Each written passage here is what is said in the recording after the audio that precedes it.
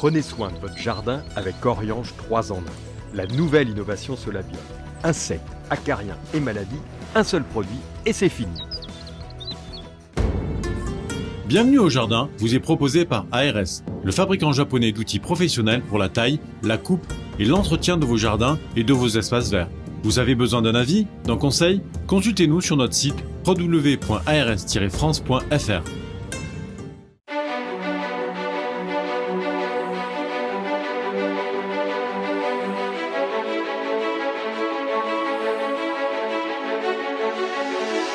News Jardin TV vous propose Bienvenue au Jardin, une émission 100% nature, animée par Patrick Mulan et Roland Motte.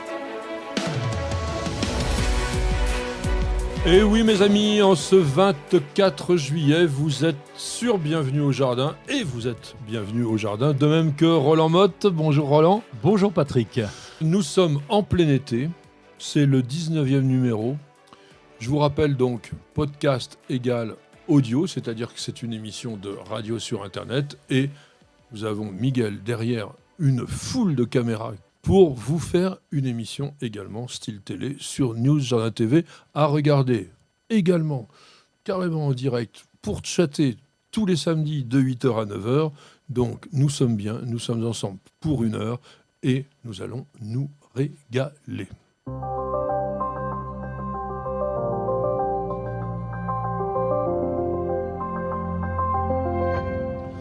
Mon ami Roland, 205e jour de l'année, ça Oui. le fait? Ça le fait, et puis on va commencer par un anniversaire, je pense que c'est le mieux. Happy birthday to you, Patrick. Alors c'est très gentil, c'était hier, merci, mais effectivement, voilà. Ah ouais, de temps c'était en hier. temps, on Ça change compte, d'année. Mais moi j'aime bien changer d'année en juillet, voilà. En plus on est le 2e jour du lion, moi je fais partie du 1er jour du lion, donc je suis un véritable lion, et j'ai la pêche d'un lion, et nous sommes le 6e jour du mois de Thermidor, dans le calendrier républicain français, et c'est le jour de La prêle, la queue de rat qu'on dit à la campagne. Oui, alors on lui donne énormément de noms. Du fait qu'elle est assez fine, hein, ça dépend comment on la regarde, mais soit c'est vraiment une empêcheuse de tourner en rond pour le jardinier, soit il y en a certains qui estiment que c'est la panacée universelle. Alors, quelle est ton idée par rapport à la prêle? Alors ça dépend où on se trouve. J'ai visité un jardin cette semaine. Il y avait de la prêle, tu sais, la grande prêle, la prêle de l'Himalaya. Oui, je alors crois. Equisetum Ouais. Yémalé. Oui, superbe. Alors c'est superbe et là je suis tombé en admiration, c'est très joli, un petit coin un peu humide, c'était très beau. Nous n'avons pas dans notre jardin cette queue de rat, on a la chance de ne pas l'avoir, j'appelle queue de rat parce qu'on l'aime pas bien. Le nom botanique de la prêle, c'est Equisetum. Equisetum, ça veut dire crin de cheval, de Equus, le cheval, et puis cet homme, le poil. Ben, c'est vrai que quand on regarde, alors c'est même pas des feuilles, hein, parce que c'est une plante qui est très très primitive, qui est bien particulière, et on a l'impression donc que l'extrémité des tiges, ben, ça fait un petit peu comme comme du crin, Oui. comme une chevelure de cheval. Alors, quand je dis que ça peut être l'ennemi du jardinier, c'est parce que ça a un caractère quand même extrêmement envahissant. Oui, et une fois qu'on a un emplacement, et donc c'était notre cas, on avait beau mettre du paillage, alors on a pu limiter avec de la bâche de paillage, mais quand même ça passe à travers, dès qu'il y a un petit trou elle passe, enfin c'était très compliqué, le seul moyen que nous avions c'était d'arracher, attendre qu'elle grandisse un peu pour pouvoir la récupérer, arracher, mais ça revient. Les racines sont très très profondes. Oui. Et que la plante, elle, quand elle se plaît vraiment. Alors c'est vrai qu'esthétiquement, c'est pas mal, notamment par exemple à mélanger avec des fougères. Alors il y a une chose à savoir sur la prêle également, c'est que c'est quand même une plante très très ancienne. C'est une plante préhistorique, c'est une plante qui a existé au Carbonifère et qui est notamment avec les conifères et certaines fougères à l'origine de tous les gisements de houille, donc de pétrole et de charbon que l'on connaît sur cette planète. Il y en avait des énormes. Et si vous allez à Terra Botanica, il y a un endroit que moi j'appelle un petit peu Jurassic Park, où il y a des grandes fougères arborescentes et des reconstitutions de ces prêles du temps jadis. Et ça, c'est quand même assez étonnant et assez sympathique. Alors, mon cher Roland, qu'est-ce que tu vas nous dire aujourd'hui au niveau du dicton ? Ah, tu veux un dicton aujourd'hui? Oh, tiens. Allez, allons-y. Un dicton de Sainte Christine, puisque c'est aujourd'hui la Sainte Christine. En cueillant les roses à la Sainte Christine, fais gaffe aux épines. Oh, je cherche plus trop compliqué, donc maintenant je l'écris. Alors c'est aussi la Sainte Ségolène et un dicton tout bête, à la Sainte Ségolène fleurit la molène.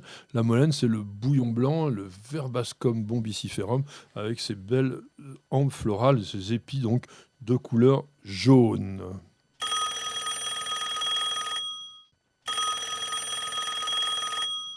Ça sonne. Ça sonne et c'est Stéphane qui appelle pas, qui a posé sa question sur News Jardin TV. Et donc la question était, j'ai lu qu'on ne pouvait pas multiplier les variétés de fraisiers remontantes. Est-ce vrai?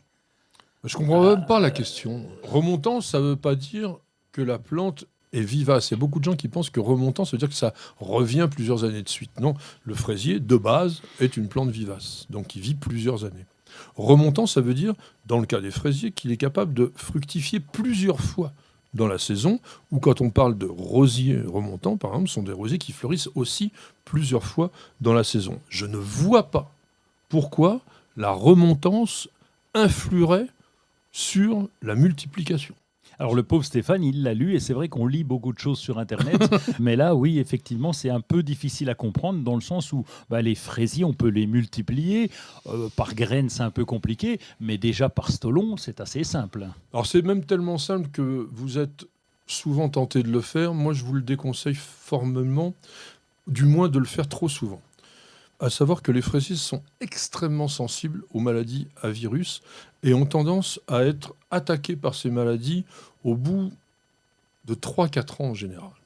L'idéal serait de pouvoir conserver à partir de plants sains, parce qu'il faut sachez une chose, c'est lorsque vous achetez des plants de fraisiers dans le commerce, ils sont obligatoirement garantis sans virus. Il y a des contrôles autour de ça pour justement conserver à la fois la pureté variétale, mais aussi des plantes qui sont, sur le plan phytosanitaire, tout à fait saines. Si vous les multipliez une fois, là, il n'y a pas de problème. Mais ceux que vous avez multipliés par stolon, ne les remultipliez pas par stolon. Parce que là, vous êtes déjà entré dans un processus éventuel de dégénérescence et de risque d'avoir des maladies à virus. Donc, limitez-vous à une fois, c'est déjà pas mal, ça vous fait déjà une saison de plantes gratuites. Et surtout, essayez de renouveler votre plantation, les plus anciens, tous les 3 à 4 ans maximum. Oui, c'est ça. Et puis, comme justement, ils ont tendance à prendre un peu d'ampleur, ça permet aussi, au bout de 4 ans, de les remettre un peu en place, de les changer de place, pourquoi pas aussi. C'est important de les changer. Voilà. Alors après, sachez que le semis de fraisier, parce qu'en fait, il y a des rigolos qui vous vendent des graines de fraisier dans le commerce, c'est scandaleux, parce que non seulement on ne peut pas vous en garantir la variété, mais deuxièmement, avant d'avoir des fraises, vous pourrez tout simplement aller aux fraises. Vous n'avez pas la main verte? Alors prenez-en de la graine avec nos paroles d'experts. Alors nous allons rester dans la multiplication, puisque nous sommes en pleine période de bouturage semi-aouté. Alors c'est vrai que nous sommes encore que le 24 juillet et semi-aouté, on pourrait se dire tiens c'est ou demi-aouté, on dit on n'est pas à la mi-août, mais on va vous expliquer pourquoi.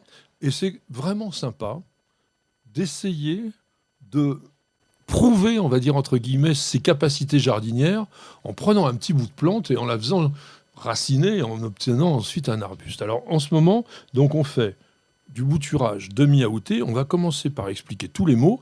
Déjà, Roland, c'est quoi un bouturage? On pourrait presque dire c'est un clonage. On prend un petit bout de bois finalement de 15 cm, allez maxi, et qu'on va piquer en terre et il est capable de reprendre. Et on va être tous capables finalement de devenir pépiniéristes en multipliant des plantes. Et donc le bouturage c'est ça, c'est la multiplication asexuée de façon finalement relativement facile. Alors relativement facile, tout dépend des plantes. Parce qu'on verra après ce que l'on peut facilement bouturer et ce que l'on ne peut pas facilement bouturer. Il y a déjà une chose qu'il faut savoir. Tous les végétaux qui poussent par un bourgeon terminal unique ne se bouturent pas. Donc on ne bouture pas les palmiers, on ne bouture pas les bambous, on ne bouture pas les fougères, par exemple. Bon, les bambous, il n'y avait pas besoin. Le bouturage a pas mal d'avantages. Bon, déjà, ça va vous permettre, comme disait Roland, de jouer les pépiniéristes, de faire des petits cadeaux aux gens que vous aimez bien avec vos propres plantes.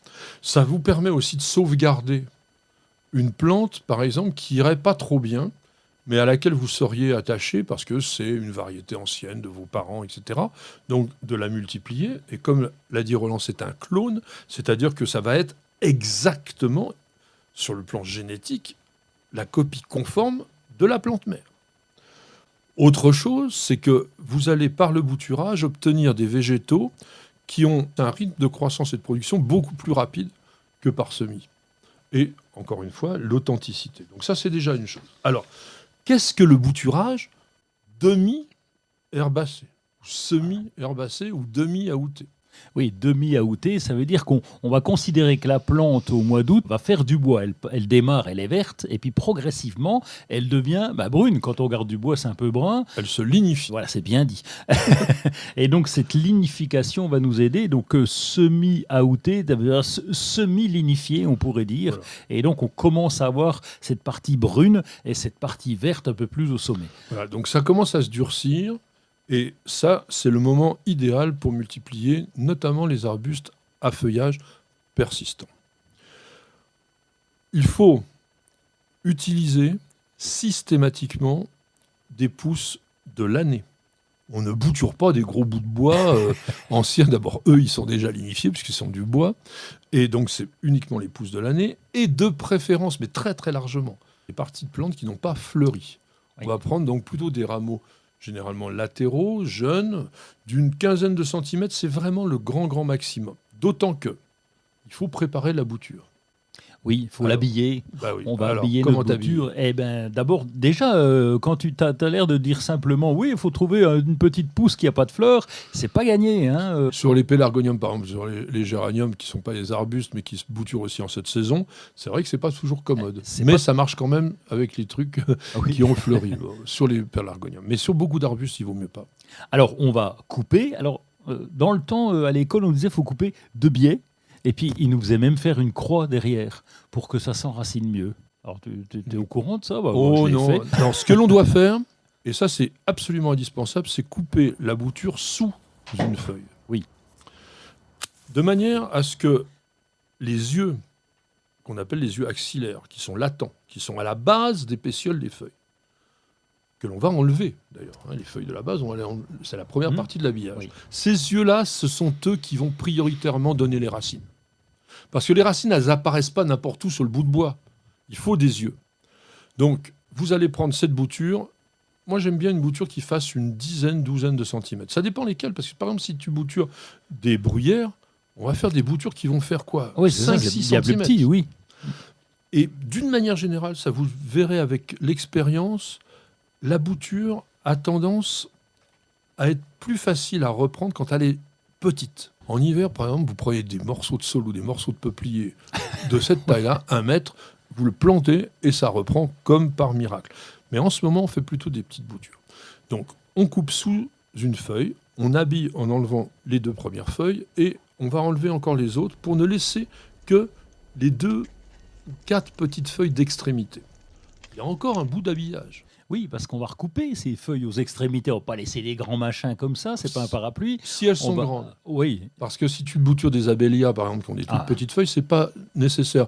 Ou, mettons, des Lonicera nitida ou des Cotonéaster, les feuilles sont petites, oui. on peut les laisser intactes. Mais dès qu'on a une feuille qui va dépasser, mettons, 4 cm de longueur, là, on les coupe au moins d'un tiers. Oui. Ou si elles sont très très grandes, on les coupe des 2 tiers. L'hortensia, par exemple, qui peut avoir de grosses feuilles au sommet, Oui. on va peut-être les couper carrément de Voilà. moitié, lui.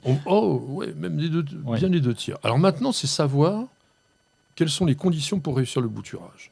C'est-à-dire, quel est le type de sol et comment on va mettre ces boutures en place. Alors, soit on fait des petits godets, ou alors on a un coin, moi j'appelle ça une pépinière dans le jardin, donc dans lequel on va rien cultiver, on va nettoyer, on va rajouter un petit peu de sable, voire, je sais que t'aimes pas, mais quand même du terreau pour semis. Si. Le terreau pour semis pur ne convient pas parce qu'il est trop compact. Oui. Mais une fois que tu as mélangé du sable avec du terreau pour semis, tu obtiens un très très bon substrat. Oui. Et ce que tu viens de dire est majeur, c'est que dans de la terre normale, ça ne reprend pas. Il faut que ça soit très léger. Pourquoi? Parce que les yeux dont je vous parlais vont sortir des racines hyper ténues. Et donc, il faut qu'elles se trouvent dans un milieu pas trop compact pour qu'elles puissent correctement se développer. L'idéal, c'est également de recouvrir tout ce petit monde-là sous une cloche ou de le mettre dans une mini-serre parce que ça reprend beaucoup mieux avec une forte hygrométrie. Donc, il faut vraiment vaporiser aussi et compter environ... Alors, 30 jours, c'est vraiment le minimum pour ceux qui reprennent le plus facilement. En moyenne, c'est en général 60 jours. Bienvenue au jardin. Patrick Mulan, Roland Motte. Alors nous sommes dans la partie maintenant de l'actualité et tu veux nous faire découvrir une plante tropicale que tu avais l'air, quand tu m'en as parlé, de dire waouh, j'ai jamais vu ce truc-là. Bah oui, bon. Alors moi qui ai beaucoup voyagé. Oui, voilà. Évidemment, tu penses. Ce n'était pas une découverte, mais peut-être que pour beaucoup d'entre vous, c'en est une et une belle. Oui, je l'ai découvert parce que je suis allé me balader dans les champs des pépinières des Martis dans le sud-ouest à Bergerac qui m'ont fait faire le tour, donc j'étais content. Et puis on s'est arrêté devant des calliandras et me dit regarde donc ça Roland, c'est sympa. Et effectivement, c'est une plante sympa. Quand je suis arrivé, elle était couverte de fleurs, mais Dominique qui me faisait visiter m'a expliqué que des fois ça s'arrêtait et boum, ça repartait dans les champs et c'était vraiment une floraison qui ressemble un peu à l'albizia. Sur l'albizia, vous avez une houppette qui fait pratiquement un demi-cercle. Sur les calliandras, vous avez vraiment une boule. Alors c'est ce qu'on appelle une plante apétale, donc il n'y a pas de pétales, il n'y a que les étamines qui sont vraiment très très rouges, très très vives et qui sont vraiment très sympathiques et très décoratives. Et j'ai vraiment craqué, je voulais en remplir le coffre, il m'a dit laisse tomber, moins 5 maxi, déjà chez nous à Bergerac on a du mal, alors toi à Vittel, laisse tomber.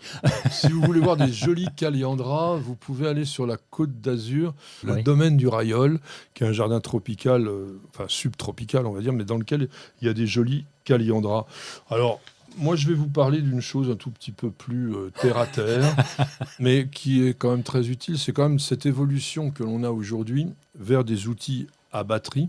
D'ailleurs, on a, sur New Jardin TV, beaucoup fait d'essais, tondeuses, taille-haie, débroussailleuses, même souffleurs, etc. C'est très intéressant aujourd'hui parce que on parlera peut-être un jour des problèmes éventuels de pollution qu'il peut y avoir avec ça pour le recyclage, mais vous avez quand même l'avantage d'avoir un appareil qui n'émet pas de gaz polluant, qui fait très peu de bruit, puisque le moteur en lui-même en génère pas, qui est éminemment pratique, parce que vous mettez votre batterie, ça marche ça partout. démarre. Et, alors ça démarre, au quart de tour.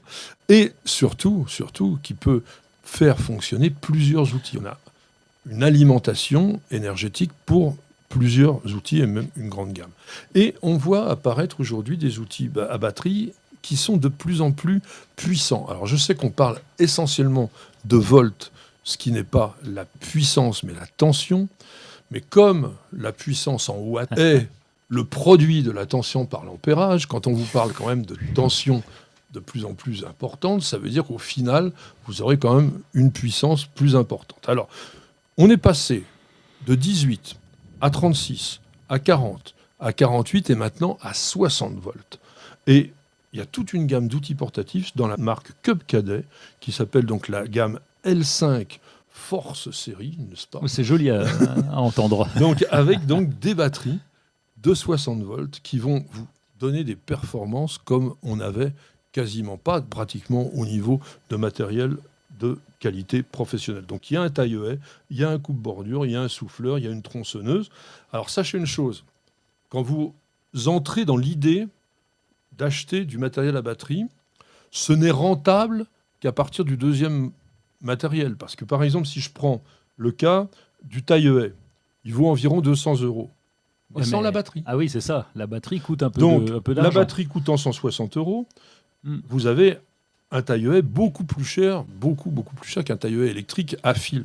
Sauf que si vous achetez derrière ça un coupe-bordure à 220, vous rééquilibrez. Et plus vous achetez d'outils, moins individuellement ils deviennent chers. Et donc ça, c'est quand même un avantage. Alors au niveau des coups de cœur, mon cher Roland. Eh bien, J'ai dit moi, Roulant. Je sais pas oui, pourquoi. Jean-Paul Roulant. il Jean-Paul s'appelait, Roulant. oui. C'était avant. Oh, c'était il y a longtemps. C'est pas un coup de cœur, hein. C'est un coup de peur que je te propose. Tu sais, on a déjà parlé dans nos émissions des oiseaux et tu nous disais, j'en vois plus, etc. C'est vrai qu'on a des impressions et là, il y a des gens qui ont fait un comptage. C'est le programme de suivi temporel des oiseaux communs, qui recense l'avifaune française. Et donc, c'est des bénévoles qui font ça sur le terrain, qui font des relevés. Ça fait 30 ans que ça dure et là, on a quand même des statistiques qui sont un peu complètes, qui sont publiées par la LPO, par le Musée national d'histoire naturelle. Alors, il y a 32 espèces qui sont en expansion. C'est le cas du rouge-queue à front blanc, c'est le cas de la fauvette à tête noire. Ça, c'est bien quand même déjà. Ah très bien. Ah mais c'est pas un coup de peur, là, c'est un coup de cœur. La peur vient après. Il y en a 43 qui régressent quand même. Le chardonneret élégant, la tourterelle des bois ou l'hirondelle des fenêtres. Et l'hirondelle, c'est quand même un peu dommage. Mais l'hirondelle, c'est évident. C'est-à-dire qu'on en voyait plein dans les campagnes, on en voit de moins en moins. Il y a une seule raison, c'est qu'on ne leur donne plus d'habitat. C'est qu'on n'a plus de granges, on n'a plus non plus des toits avec des choses qui dépassent. Oui. Et les hirondelles mettaient leur nid en dessous. Aujourd'hui, on ne fait plus les maisons comme ça. Et puis, on avait des potiers qui nous proposaient des nids à hirondelles. On en voit encore quand même. Si, on Oui, regarde. en campagne. Quand on est vautré sur la terrasse chez nous, eh bien, on voit les hirondelles qui passent, surtout quand il va pleuvoir. Il y en a d'autres qui restent stables ou alors avec un effectif trop faible dans ce comptage. Et donc, l'impact du réchauffement climatique et, comme tu l'as dit, les habitats, eh bien, ça pose problème. Donc, j'espère que ça va se relever un petit peu. Et moi, mon coup de cœur ira à la Société des Roses Meillant qui, en l'année 2020, ont eu pas moins de 59 récompenses au niveau des concours internationaux qui avaient quand même lieu, même s'il n'y avait pas de public. D'ailleurs, en général, c'est uniquement entre professionnels. Mais pour avoir 59 prix, dont 28 médailles d'or, eh bien, il faut quand même le faire. Mal. Et ça vaut bien, pour qu'on y réfléchisse, une petite page de publicité. Ça va chauffer avec le Green Power d'Ozlock. Des herbeurs électriques sans flamme et 100% naturels. Ozlock, conçu par des jardiniers pour des jardiniers.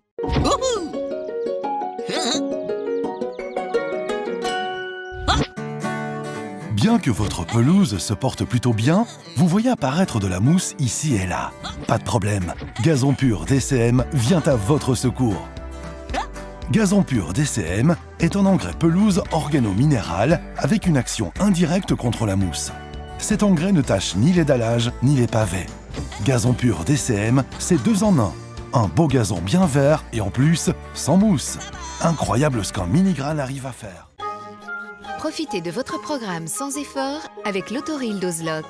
Tuyau d'arrosage qui se réenroule automatiquement. Ozlock, conçu par des jardiniers pour des jardiniers.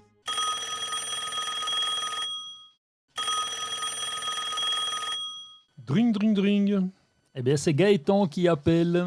Et Gaëtan qui a posé une question sur News Jardin TV. Je récolte mon eau de pluie pour l'arrosage de mes plantes d'intérieur et mes orchidées. Et je me demande si le pollen dans l'eau est un problème. Car le vent en ramène pas mal dans mes bidons d'eau que je récupère. Alors, quoi faire, docteur ? C'est déjà pas mal de récupérer l'eau de pluie. Oui. Ça peut toujours servir. Les plantes aiment bien.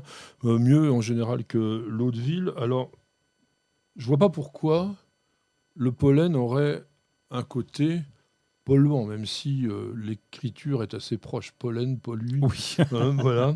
Mais non, en fait, le pollen, qui est absolument minuscule, pour voir un grain de pollen, pour savoir la taille, c'est à peu près 20 millionièmes de millimètre. Il y en a énormément, mais c'est quoi ?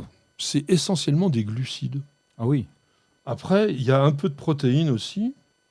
Et puis, quelques lipides. Il y a un peu peut-être de sels minéraux à l'intérieur. Donc, c'est pas plus mal. Des vitamines. Non, mais justement, Ouais.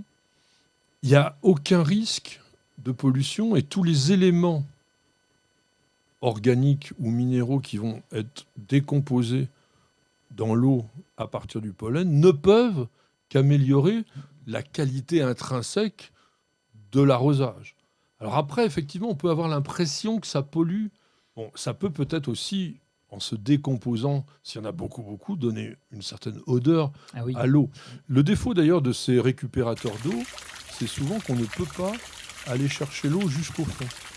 Et donc vous avez en permanence une partie d'eau stagnante, et puis si vous nettoyez pas un jour ou l'autre le réservoir, vous avez quand même une sorte de vase malodorante. Alors en plante d'intérieur, moi j'utiliserais pas trop d'eau comme ça récupérée de l'eau de pluie parce que justement vous pouvez avoir cette odeur désagréable. Donc sur les plantes d'intérieur, c'est pas sexy. Alors c'est vrai que les orchidées vont aimer parce qu'on est sur de l'eau qui est pas du tout calcaire. Arroser votre jardin avec cette eau-là, même les plantes en pot, par exemple, ça c'est très très bien. Donc moi je vois pas pourquoi on ne pourrait pas avoir cette eau avec le pollen, même si on dit qu'il peut y avoir des éléments polluants, des micro-particules qui pourraient se coller au pollen, mais quand on regarde la quantité par rapport au volume de l'eau, oui, c'est ça, c'est insignifiant. Ça peut peut-être poser des problèmes techniques, mais là, ça ne concerne pas Gaëtan, mais par exemple, si on a du goutte à goutte, est-ce que ça peut boucher un peu les filtres, etc. Le calcaire de l'eau va boucher beaucoup plus rapidement le goutte à goutte que le pollen. Vous cherchez la petite bête ? Toutes les réponses dans le dossier de Bienvenue au Jardin. Alors, mon cher Roland, nous allons aborder... Et je dis mon cher Roland, mais je devrais dire aussi mes chers internautes, un sujet qui m'agace. Quelle erreur. On ne voit ces derniers temps que cela, manger les plantes sauvages comestibles, etc. Je trouve ça consternant. Il y a deux raisons principales.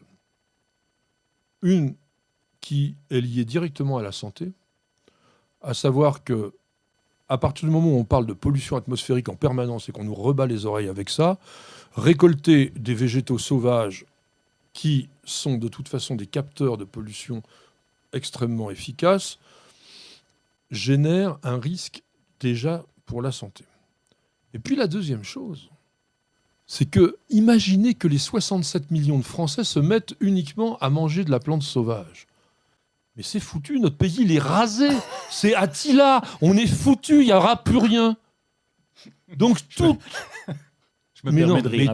la résonance autour de ça, qui justifie d'ailleurs toute la qualité de l'agriculture et de la production que l'on fait, est liée à cette démographie. Si on était quelques dizaines ou quelques milliers, peu importe, on irait à l'époque du néolithique faire de la cueillette. Mais nous sommes au 21e siècle dans une population mondiale énorme et on ne peut pas utiliser uniquement les ressources de la nature, il faut bien le dire. Bon, maintenant j'ai encore gueulé. Il faut que quelqu'un le fasse, hein, voilà. Bien sûr, oui. Et je te laisse me contredire autant que tu le veux. Ça va. Donc Stéphane, elle va hurler à cause du micro, sans doute. Ça parlait fort. Alors, les deux sont conciliables. Évidemment qu'on ne va pas se nourrir uniquement d'herbes et de plantes sauvages, mais il y a un côté sympathique, d'une part, folklorique, d'autre part. L'intérêt, c'est de déguster des bonnes choses, parce que lorsque tu dis que, évidemment, il va y avoir une pollution, etc., mais dans notre jardin, par exemple, nous avons planté de l'ail des ours. À côté, nous avons des salades. Ils sont tous les deux en extérieur. Elles vont capter aussi bien la pollution l'une que l'autre. Ils ne sont pas sauvages. Une plante sauvage, c'est une plante qui pousse n'importe où, au bord des routes, dans les fossés. Tout le monde sait, par exemple, que... Ou dans un bois, qui est encore bien plus loin de la pollution. Et puis, je te rassure, là où tu te trompes, c'est de dire que tout le monde va faire ça. Non, on n'est pas nombreux à faire ça, à aller chercher des plantes sauvages, à les connaître d'abord, parce qu'il y a un gros risque quand même de se tromper. Donc celui-là, oui. Mais pour ceux qui connaissent en tout cas, eh bien, ça fait plaisir d'aller un peu cueillir. T'es pas contre la cueillette des champignons? Ah. Non, mais il n'y a que quelques très rares personnes qui connaissent vraiment l'ensemble des champignons comestibles.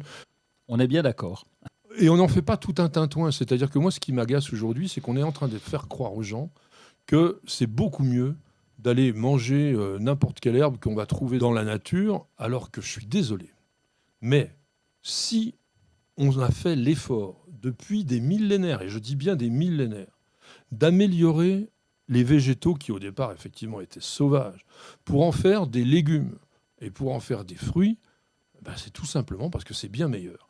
Donc, quelle est cette idée purement saugrenu. Une bonne salade de pissenlit, t'aimes pas? Regarde, des De petits pissenlit lardons, cultivés, c'est bien meilleur. Pas forcément, tu vas Si. les chercher dans la nature, ils sont bons aussi. Ils sont très amers. J'allais vous le dire, parce qu'il fallait quand même qu'on en parle, quelques-unes qui étaient Ah. acceptables. Ah, Quelques-unes, ça va. dont l'ail des ours. Et en plus, l'ail des ours, c'est une plante qui se reproduit à une vitesse folle. On peut en prendre dans la nature.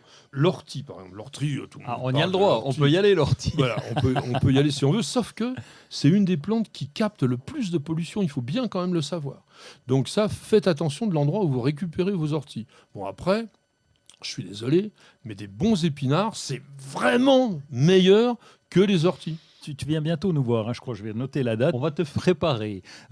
Je compte sur ma- déteste les plantes sauvages. On va supprimer la viande, on va te faire une petite collection, parce que c'est vrai qu'il y a quand même quelques bonnes plantes qui existent, et tu parlais de l'ortie. Bah oui, attends, un bon beurre d'escargot à l'ortie, c'est quand même Et pas- au persil, c'est encore très mieux, bon, je vous le bien garantis. sûr, oui, un peu d'ail et de persil, c'est c'est bon. beaucoup mieux que de l'ortie. Croyez-moi, même si c'est. Ne le pas- croyez pas. Alors, quoi d'autre? Dis-moi un bon truc là que je rêve un peu. Quelque chose. Non, tu vas pas rêver, puisque t'es résolument contre. Mais la bardane, par exemple, la bardane, tu connais la bardane? Non mais attends, la bardane c'est rêche, c'est dur. En plus vous savez la bardane, les fruits c'est ce qui a fait inventer le velcro. Alors vous voyez Oui. déjà le genre de plante, vous avez vraiment envie de manger ça quoi. On s'en lançait dessus, tu sais, dans les cheveux, c'était rigolo. Faudra que je te fasse goûter. Alors là, tu vas encore bondir. Le gaillet, tu connais le gratron? Voilà, oui, le Et ben gaillet là, gratron. bien hacher les petites feuilles. Vous vous rendez compte un petit peu le truc ridicule. C'est qu'on est obligé de prendre les J'en ai une plantes encore après. les plus petites, c'est qu'il faut prendre des toutes petites feuilles parce que dès qu'elles sont un peu grandes, ça devient désagréable. Et en plus, il faut les hacher menus pour que justement ça vous passe discrètement dans le gosier.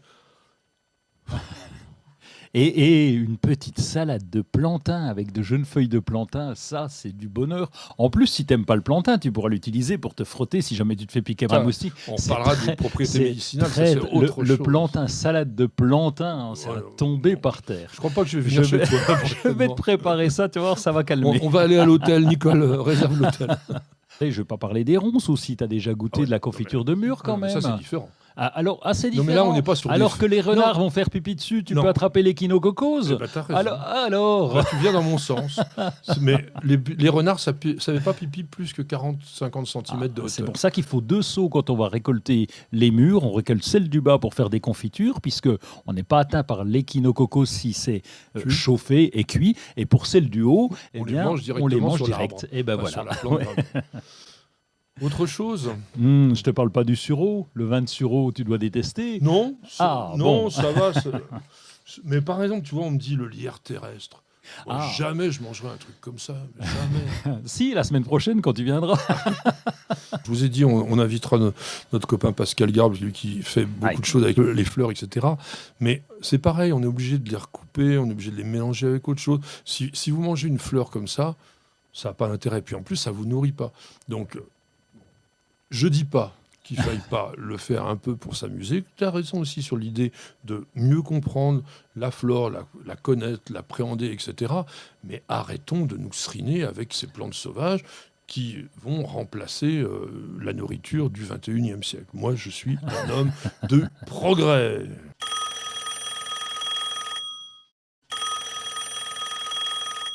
Ah, c'est Nanou. C'est Et- Nanou qui nous écrit. Nanou qui nous dit: j'ai acheté un pothos géant qui à la maison donne de minuscules feuilles. Je ne comprends pas, que faire, s'il vous plaît. Me suis-je fait avoir? Ça, c'est moi qui rajoute. Non, elle s'est absolument pas fait avoir. Simplement, Nanou, elle a oublié une chose. Il y a une grande différence entre la culture en pot et la culture dans la nature sur une plante comme Epipremnum aureum. C'est ce qu'on appelait le Syndapsus dans le temps. On l'a appelé aussi Rhaphidophora. C'est donc le pothos qui, lorsqu'il est jeune, fait des feuilles cordiformes, on dirait des cœurs, feuillage panaché, et qui, une fois seulement qu'il a atteint l'âge adulte, et ça, si vous allez dans quelques pays tropicaux, vous allez voir ce que c'est, un pothos, eh bien ça monte tout simplement à une vingtaine de mètres, voire une trentaine de mètres de hauteur, et ça vous fait des feuilles qui font 60 à 80 cm de longueur et qui sont toutes découpées un peu comme celles d'un philodendron. D'ailleurs, c'est une plante Ouais. très proche du philodendron. Donc, on lui a vendu un concept marketing à notre cher Nanou. Ben oui, il faut le dire. C'est-à-dire qu'on vous vend un pothos géant parce que dans la nature, la plante, elle est géante, Oui. mais il n'y a aucune chance qu'elle devienne géante dans votre maison. Et heureusement, 20 mètres dans une maison, ça serait compliqué. Et alors, est-ce que c'est pas aussi la lumière? Parce que s'il y a beaucoup de lumière chez Nanou, peut-être que les feuilles ne vont pas trop grossir. Si les feuilles grossissent, c'est aussi avec l'absence de lumière, hein. Est-ce que ça peut jouer, à ton avis? Moi, franchement, je n'ai jamais vu un pothos en pot commencer à former des feuilles adultes. On en voit dans les serres, dans les grands palbariums, Oui. etc., quand la plante elle est en pleine terre et qu'elle peut vraiment devenir grosse. Mais quand je dis gros, ça fait des tiges principales qui vont avoir 3 à 4 cm de diamètre. Ça vous fait comme un très gros filot. Donc peut-être que si vous le mettiez dans un grand bac, que vous lui donniez beaucoup de nourriture, ça marcherait. Mais je pense pas que l'histoire de la lumière, ça compte vraiment pour ça. La plante, en plus, elle a tendance vite à monter au plafond. Et plus elle monte au plafond, et là, plus ses feuilles ont tendance à rapetisser. Et là, il y a moins de lumière. Mais c'est uniquement, alors là, autre chose qu'on n'a pas dans la maison, c'est l'humidité. Ah oui. Parce que ces plantes-là, alors elles ne sont pas épiphytes, hein, mais elles s'accrochent avec leurs racines crampons, les racines aériennes, autour de l'arbre. C'est pas non plus le figuier étrangleur comme on l'avait expliqué. Là, elle va pas étrangler. Elle s'en sert simplement comme tuteur. Mais il faut que ça devienne vraiment costaud pour que ça prenne justement cette forme adulte. C'est une des plantes d'appartement quand même les plus faciles à cultiver. Oui, une attention simplement, tu parlais des crampons, on s'est fait avoir, on en a laissé une, tu sais, sur un meuble qui retombe par terre et tout magnifique, sauf qu'elle a voulu s'accrocher au mur. Et pour la retirer après, t'as la peinture qui vient avec, donc merci, hein, il faut tout repeindre. Alors il y a une chose tout simple, c'est d'acheter un tuteur en mousse. Oui. Ce sont des tuteurs en fait en plastique qui sont enveloppés d'une mousse et là les racines elles vont venir dedans et ça vous permet d'avoir une plante qui s'accroche toute seule. Et maintenant accrochez-vous puisque nous avons une page de publicité. Ça va chauffer avec le Green Power d'Ozlock. Des herbeurs électriques sans flamme et 100% naturels. Ozlock, conçu par des jardiniers pour des jardiniers.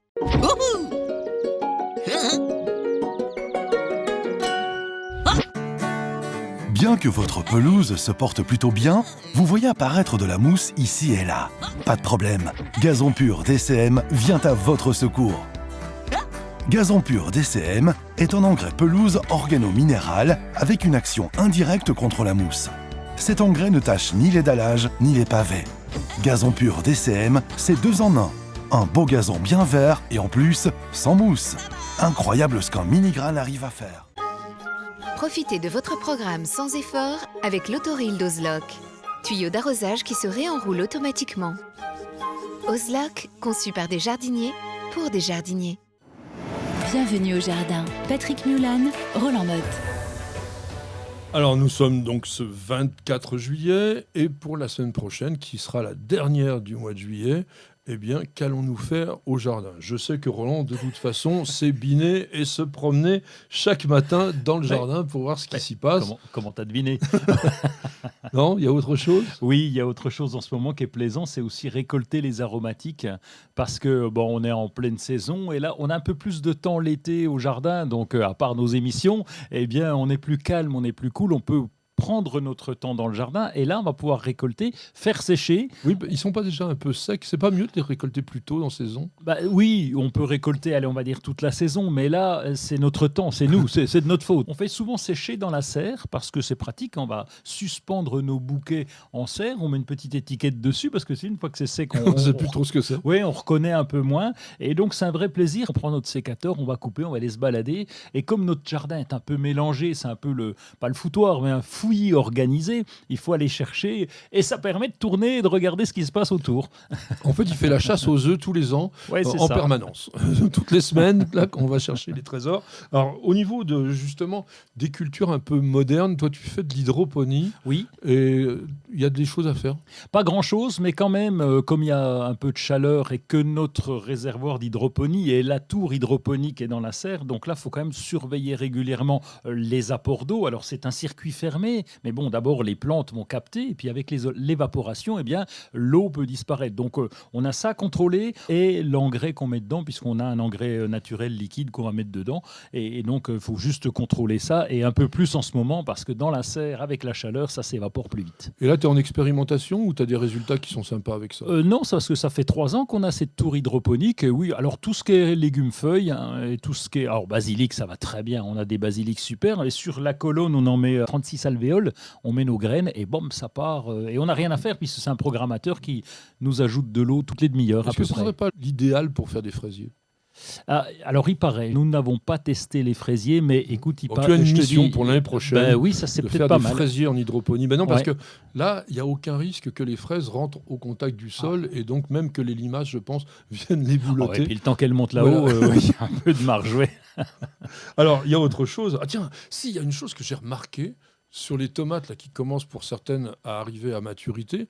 Il y en a qui ont ce qu'on appelle le cul noir. Oui, ne mangez pas le cul noir. Par contre, on l'enlève et puis on peut consommer le reste des tomates. C'est surtout une irrégularité dans l'arrosage. Exactement. Et donc, ce qu'on a constaté, c'est essentiellement, alors dans la serre, ça se produit un peu moins à l'extérieur. Dans la serre, c'est encore plus marquant parce que ça peut monter à des températures importantes. On a beau ouvrir, aérer, et donc on essaye d'arroser régulièrement. C'est paillé. Cette irrégularité d'arrosage, et donc ça nous entraîne ce fameux cul noir. Alors, nous avons parlé des boutures. On n'avait pas vraiment dit dans le sujet quelles étaient les plantes que l'on pouvait bouturer.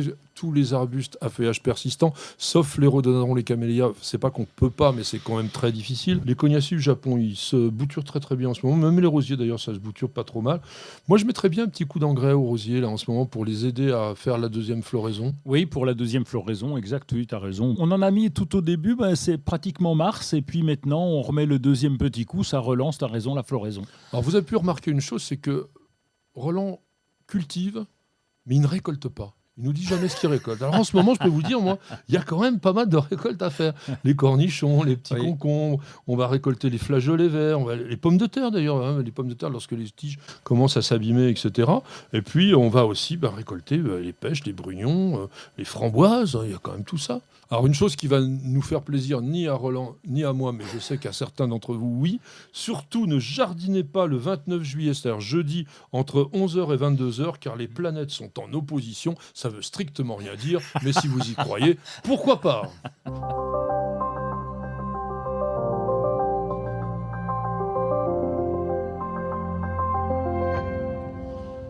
Lecture et surf, nous allons de nouveau retrouver Instagram avec notre ami Roland. Qu'as-tu déniché là-bas? Eh bien, je me suis abonné au compte de The Country Cribe. Oh, c'est joli, hein? tu veux améliorer ton anglais? Oui, j'essaye, mais j'ai du boulot encore. Hein, je sais. Je suis meilleur en anglais qu'en botanique, attends. Ah quand bon même, oui. Ah bah dis donc. Et c'est Stephen et Brett, c'est deux jardiniers qui sont dans le comté de Somerset. Somerset, tu vois à peu près où c'est? Oui. Ouais, c'est ça, c'est sur la gauche en montant près de Bristol. Ils nous montrent leur cottage. Alors, on voit l'évolution du cottage et ils ont aussi des poules, des fleurs, ils ont tout. Et donc, ce qui est intéressant sur ce compte Instagram, c'est qu'on voit l'évolution. On les voit travailler, on les voit faire. Et il y a des tonnes de fleurs. Ils ont quand même 32 700 abonnés. Ça vaut le coup de vous abonner à ce compte Instagram qui est sympa. Donc d'être le 32 701e. C'est ça. Alors, deux livres qui sont pas gros, mais qui sont vraiment passionnants.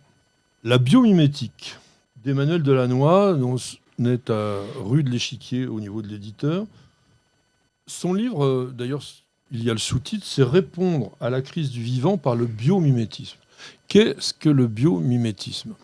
C'est s'inspirer, et c'est là que je trouve ça intéressant. C'est-à-dire qu'au lieu de consommer des choses dans la nature qui n'ont strictement aucun intérêt, c'est de s'inspirer de l'intelligence de la nature pour l'associer au génie humain pour créer des choses utiles, intelligentes et performantes.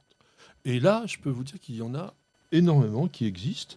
Et on peut aussi s'inspirer parfois, alors là c'est plus politique, mais de l'organisation sociale, de ce que l'on trouve aussi dans certaines communautés animales ou même au niveau des biotopes, dans les interactions qui existent entre les êtres vivants pour aussi peut-être définir la société de demain. Alors, ça a l'air très complexe comme ça. En fait, c'est plus passionnant que complexe. Et si on doit avoir un enseignement à travers ce livre, c'est que il dit Et on entend toujours la même chose. Il y a une crise du vivant. Il y a vraiment la 6e extinction, etc. Et lui dit non. Il n'y a pas de crise du vivant, il n'y a qu'une crise de notre relation avec le vivant. Biomimétique d'Emmanuel Delannoy, rue de l'Échiquier. Faut se le faire, mais c'est pas. Moi, j'aime bien l'été pour avoir le temps, justement, d'absorber des lectures comme ça qui vous sortent de votre quotidien et qui vous emmènent autre part avec des réflexions qui ne sont pas forcément votre sensibilité, mais qui vont vous donner des voies pour évoluer. Celui-ci, qui est aussi un petit livre à lire, s'appelle Égratignure de Patrick Masure.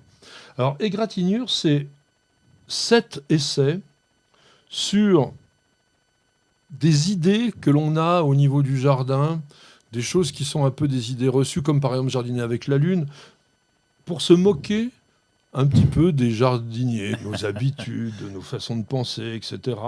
Donc, il a aussi regardé les catalogues parfois délirants de certains pépiniéristes. Il a aussi un côté piquant, ouais, il se fiche un peu de nous, les fanats de plantes, ceux qui vont dans les fêtes des plantes, etc., etc. Mais lui-même, c'est quand même le créateur d'un jardin remarquable. Hein. C'est le jardin de la Javelière dans le Loiret. Ah oui, il n'est pas clair non plus, lui. Hein. Non, mais c'est ça qui est bien. C'est-à-dire qu'il est capable aussi de s'autocritiquer. C'est pas une critique, c'est simplement quelque chose qui est bien écrit, qui est assez sympa, qui est joli, que je vous conseille. Donc c'est chez Delachaux-Niestlé, ça s'appelle Égratignure, ça c'est monsieur Patrick Masure et je le recommande tout particulièrement.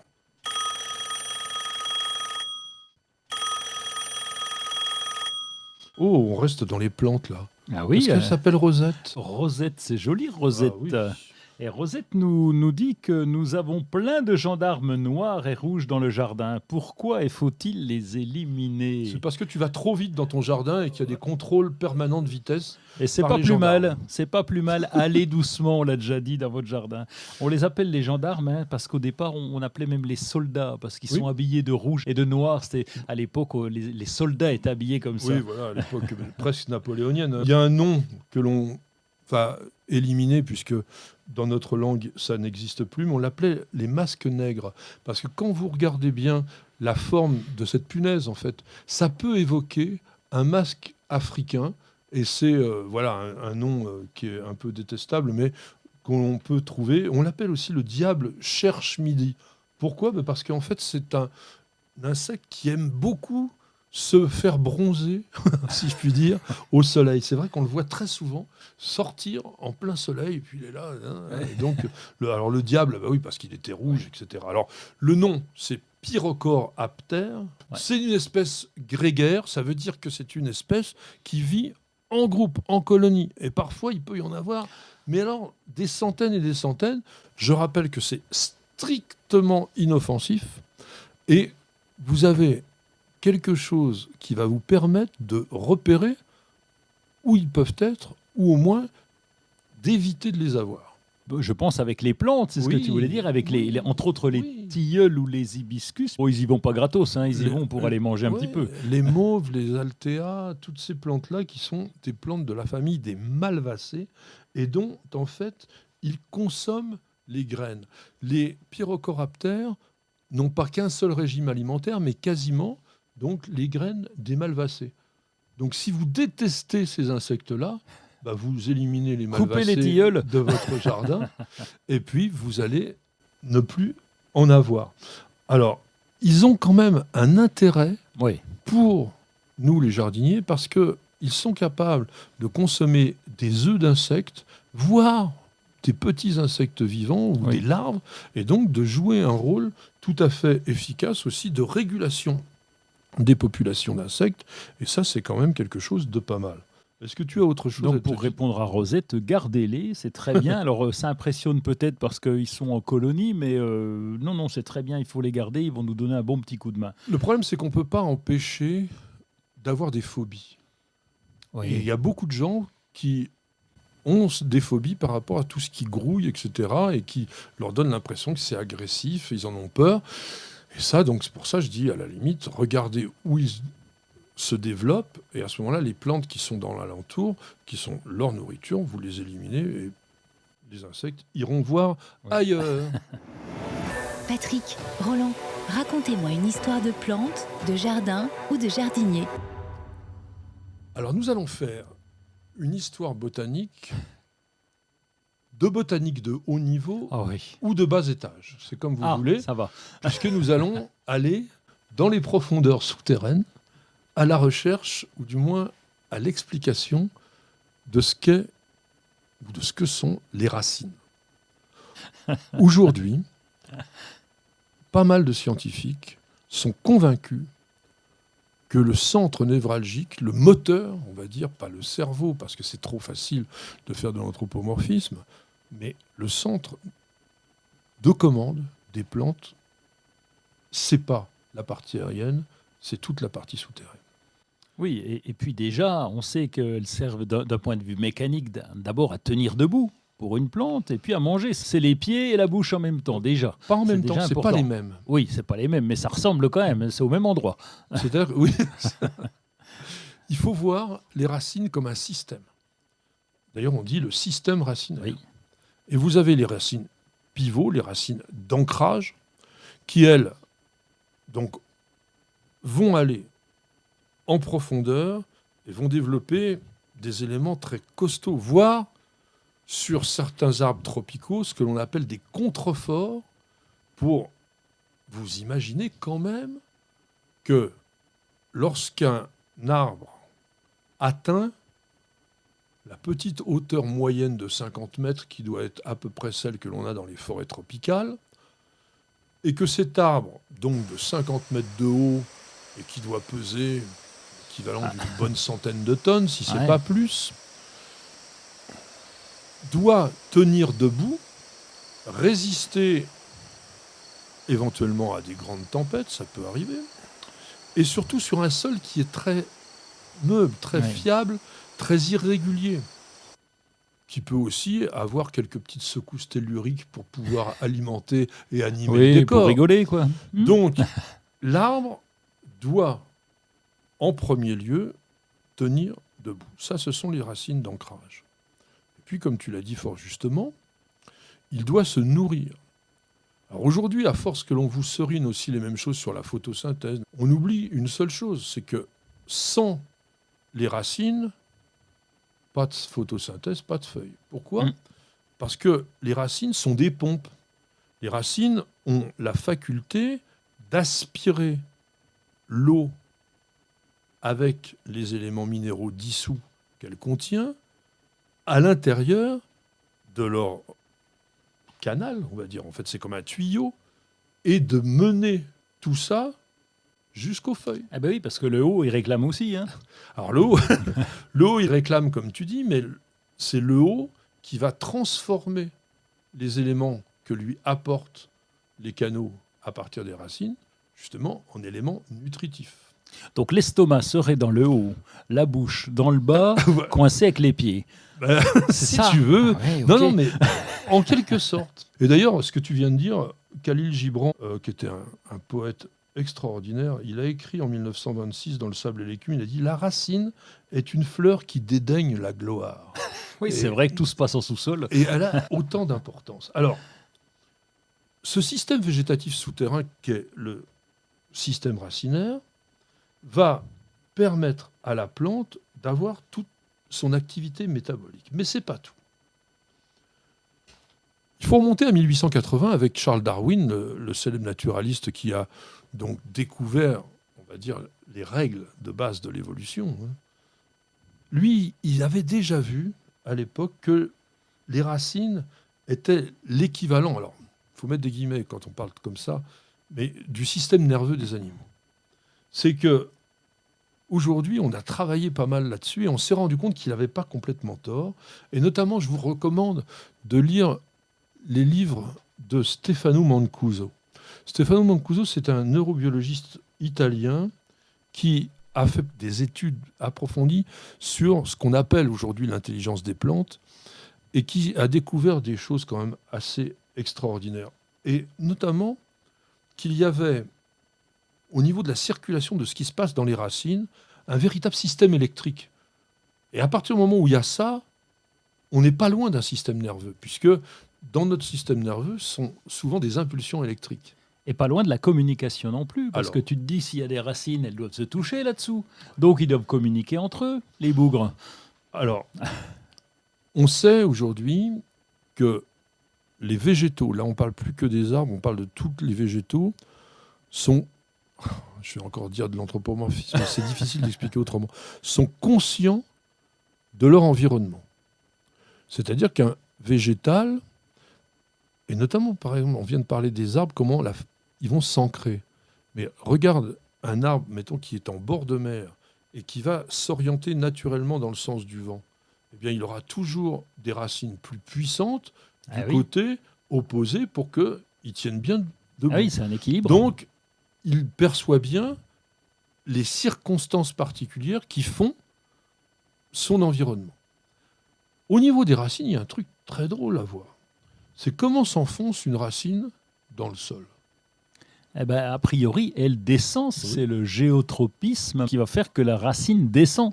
C'est ça le principe. Hein. Alors ça, c'est la première chose. C'est-à-dire qu'effectivement, le géotropisme, qui est l'attraction terrestre, la gravité, va l'entraîner vers le bas. Ce qu'on avait vu aussi, c'est le phototropisme négatif. Ah oui, négatif.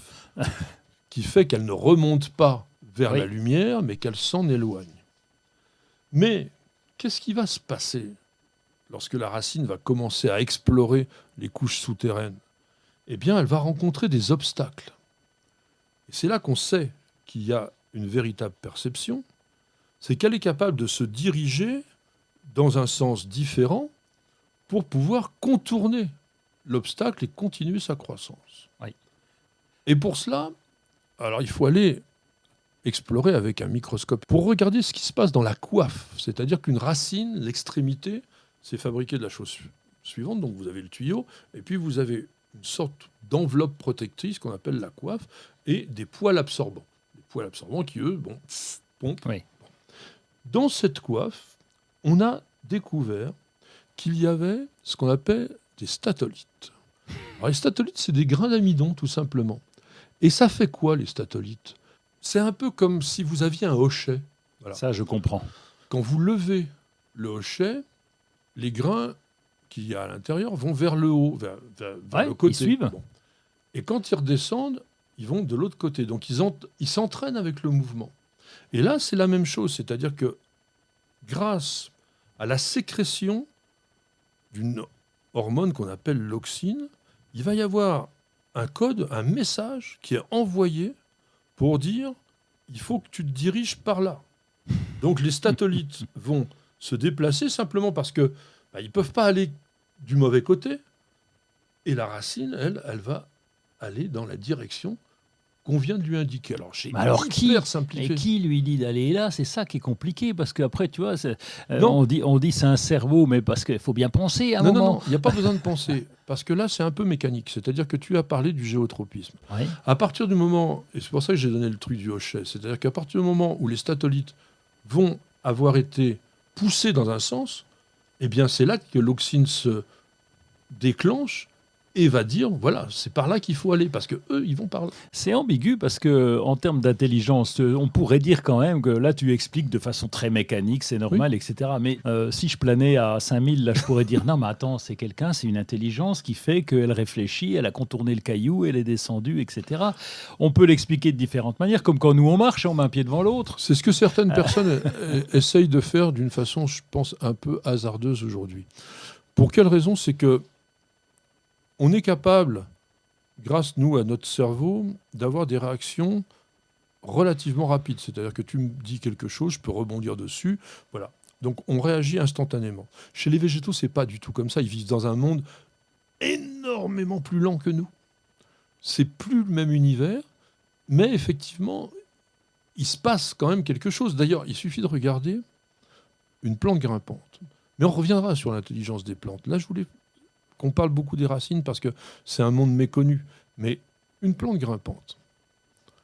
Vous mettez une plante grimpante sur un tuteur tout droit, rien à droite et un autre tuteur à gauche. Oui. Eh bien, vous allez voir que très, très rapidement, les jeunes pousses vont aller vers le tuteur de gauche. Tu es en train de me dire qu'elle a des yeux. Non, justement, j'allais dire justement, la plante n'a pas d'yeux. Ah oui. Comment fait-elle pour être capable de savoir que c'est par là qu'on va trouver de quoi s'accrocher? Eh bien, ça sera certainement l'occasion de vous raconter une autre histoire botanique dans un prochain numéro de Bienvenue au Jardin. Mais pour dire en quelques mots avant qu'on se quitte, c'est parce qu'on sait aujourd'hui que grâce à énormément de stimuli qui sont de l'ordre chimique principalement, la plante est, et je vais redire le même mot que tout à l'heure et je m'en excuse, consciente de son environnement. Alors c'est comme ça qu'on va terminer cette émission. Il y a beaucoup d'autres choses à dire sur ces plantes, sur ces racines, etc. J'espère que je ne vous ai pas trop seriné et que vous avez passé un bon moment avec nous. Roland, on te retrouve très très bientôt. Oui.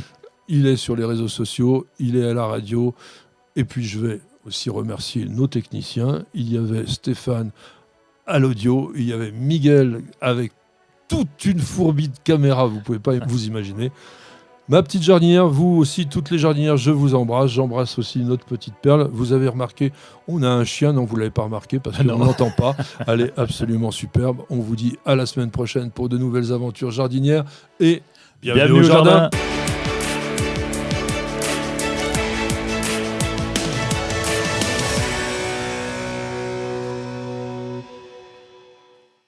Prenez soin de votre jardin avec Oriange 3 en 1.